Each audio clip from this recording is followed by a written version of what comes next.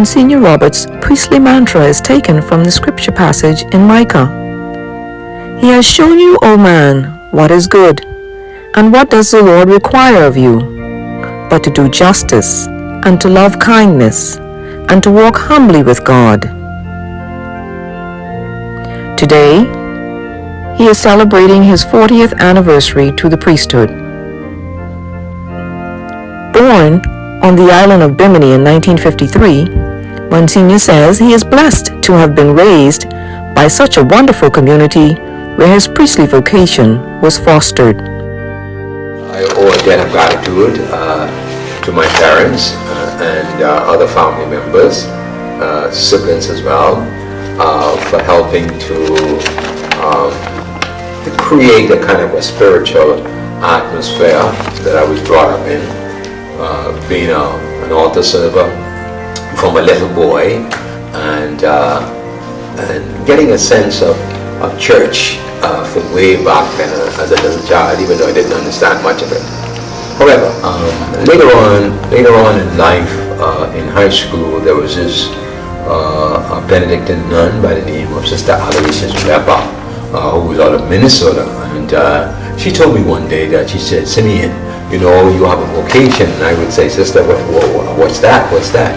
And so she said to me that, "I think God is calling you to be a priest." I said, "Okay." I don't know.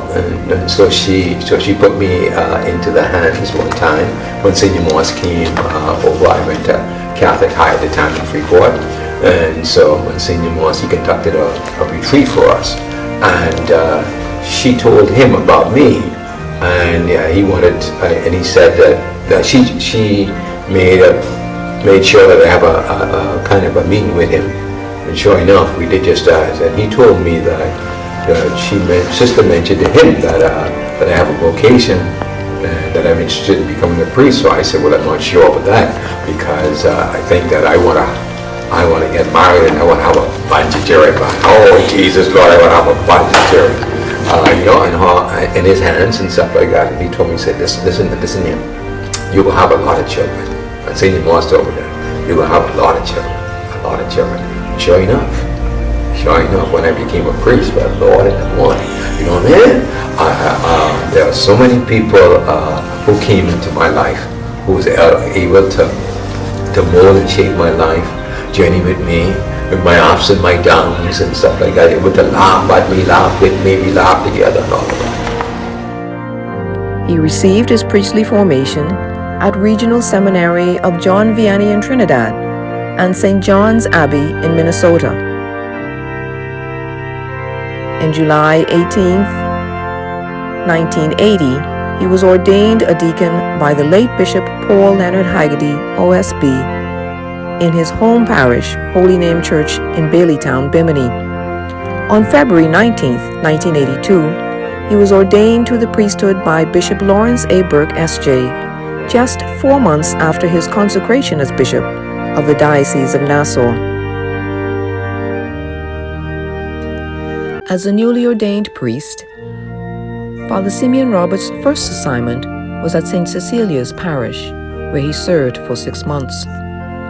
In 1982, he was assigned to St. Joseph's Parish, where he served for 4 years as assistant pastor under the Sacred Heart Fathers, Father Michael Kelly and Father Martin Gomes. His next assignment was at St. Francis Xavier Cathedral from 1986 to 87 as the assistant rector to Monsignor Preston Moss. From 1987 to 1997, Father Sim, as he is affectionately called, served as pastor of St. Thomas More Parish. On March 31st, 1997, he was reassigned and returned to St. Francis Xavier Cathedral as rector. He remained there for 7 years. It was during this time period that he became Monsignor. In 2005, following his sabbatical, he was assigned to St. Cecilia's Parish again as pastor, where he has served for the past 17 years.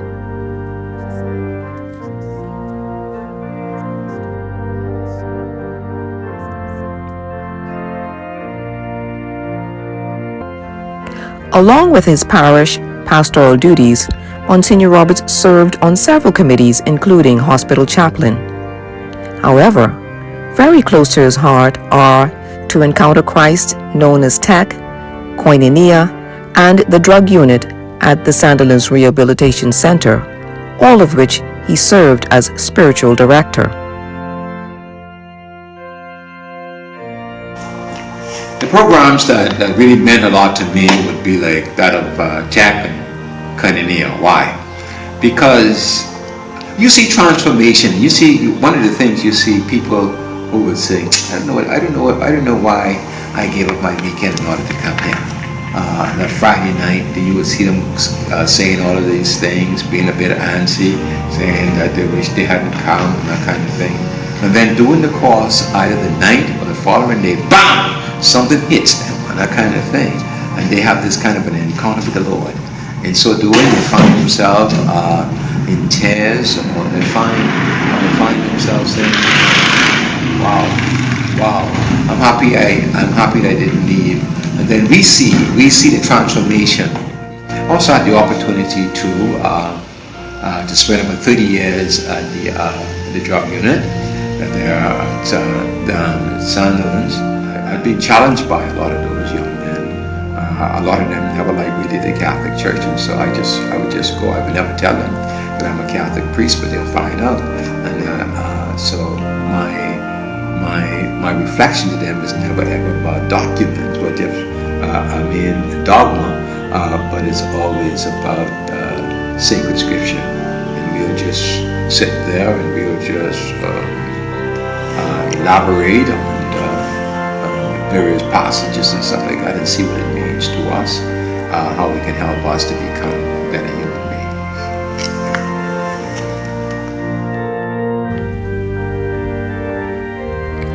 What is that sustains you, Monsignor Roberts, after 40 years? For me, it's really a prayer life. That's exactly what sustains me as a priest. You know, my commitment. I wasn't able to do this all on my own. I just had to continue to persevere. It's my commitment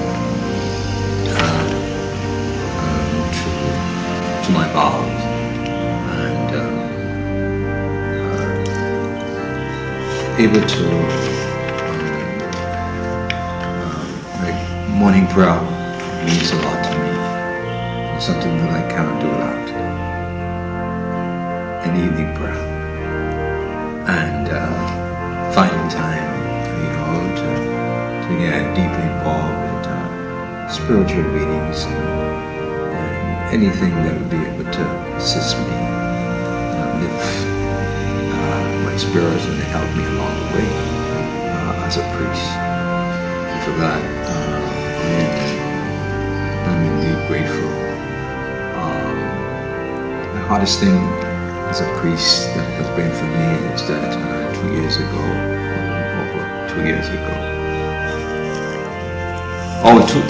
when I got sick and I was hospitalized and that kind of thing, and I couldn't function.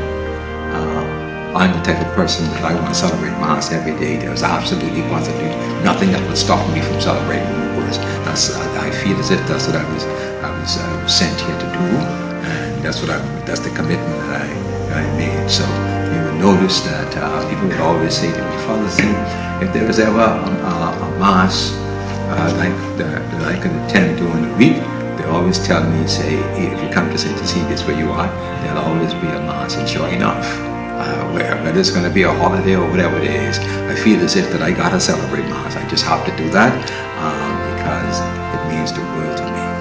Again, it sustains me. Here I am, 40 years later. Congratulations.